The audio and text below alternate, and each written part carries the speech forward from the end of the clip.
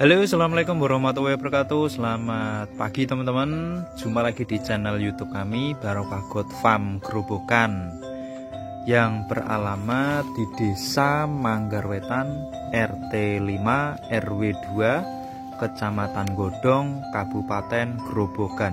Kemarin di video sebelumnya kita sudah ngomong akan membahas tentang sebuah nutrisi dalam bahan baku pakan. Nutrisi yang kita ambilkan ini teman-teman, ini sudah diuji lab. Akan tetapi setiap bahan baku ketika datang, walaupun masih satu supplier, itu pasti akan berbeda kadar protein. Maka dari itu kita ambil data yang paling rendah saja. Simak terus videonya, jangan lupa dukung kami dengan cara klik tombol subscribe dan bunyikan loncengnya, supaya teman-teman mengetahui video kami yang terbaru. Bisa juga teman-teman share di grup-grup yang teman-teman miliki, agar video ini bisa bermanfaat. Sahabat-sahabat semua, setiap bahan baku akan membuat konsentrat atau pakan ya, atau racikan ransum, itu kita harus tahu dulu kandungan nutrisinya, dari kadar air sampai ke protein kasar. Nah, ketika kita sudah mengetahui proteinnya berapa, maka kita akan mudah menyusun ransum atau pakan komplit yang akan diberikan ke ternak kambing dan domba, supaya pakan yang kita buat nanti sesuai dengan target protein kasar yang kita capai. Teman-teman juga wajib mengetahui kandungannya. Selain kandungannya, juga mempertimbangkan harga pakan per item tersebut. Baru kita susun satu demi satu, dan ketemu protein yang kita inginkan sampai harganya berapa. Nah, untuk polar sendiri itu banyak sekali macamnya dan banyak sekali dari supplier dari luar. Yang paling terkenal di lapangan itu adalah tongkat mas. Protein dari polar kita ambil paling rendah itu 12-13% teman-teman. Sedangkan kadar airnya dari polar tersebut yaitu 12% teman-teman. Itu nilai nutrisi dari polar. Selanjutnya kita pindah di dedak. Nah, dedak itu adalah hasil samping dari penggilingan padi ya. Kalau kita ambil langsung di penggilingan padi, masih ada campuran sekamnya. Berapa protein dari dedak padi yang tercampur sekam? Protein dedak padi yang tercampur sekam atau yang masih ada sekamnya itu maksimal proteinnya 8-10% teman-teman. Nah, beda halnya kalau dedak padi itu tidak tercampur sama sekam sama sekali. Misalkan tercampur itu sangat kecil. Nah, proteinnya yang paling bagus itu adalah 12% dan kadar airnya mencapai 11%. Cara mengetahui dedak padi yang bagus dan dedak padi yang tercampur sekam, teman-teman bisa melihat video yang ini atau video yang kami berikan sebelumnya.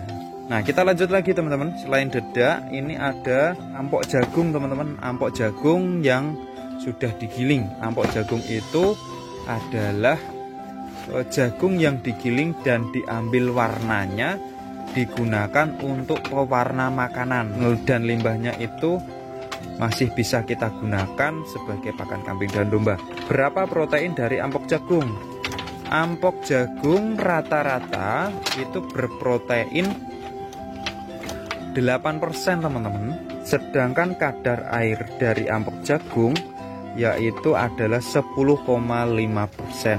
Sangat rendah dan bisa disimpan dalam jangka waktu yang sangat lama atau sangat panjang ya.